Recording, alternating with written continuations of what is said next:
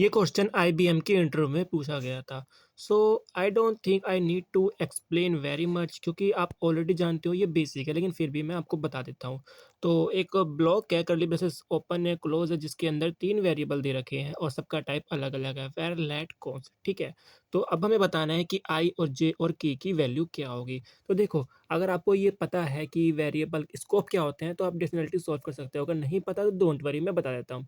देखो, जो हमारा वर होता है, ये होता है फंक्शन स्कोप, यानी अगर फंक्शन के अंदर आप वेरिएबल असाइन कर रहे हो तो आप यूज़ कर सकते हो। लेकिन जो लेट होता है और हमारा जो कॉन्स्ट होता है, ये होता है हमारा ब्लॉक लेवल स्कोप, ठीक है? पर इस केस में यहाँ पर हमारा ये फंक्शन स्कोप नहीं है। तो ऐसे केस में हमारा जो वर होगा वो ग्लोबली असाइन हो जाएगा।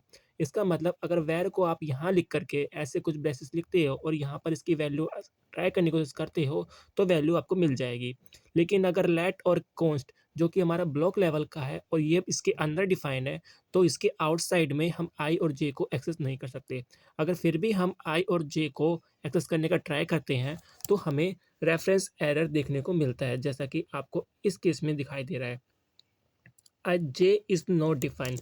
जे इसलिए हुआ क्योंकि पहले जे यहाँ पर आ रखा है और से आपका के ऐसा हो रहा है। लेकिन अगर मैं इन दोनों में से किसी एक को या दोनों को ही रिमूव कर देता हूँ, तब आपको आई की वैल्यू मिल जाएगी।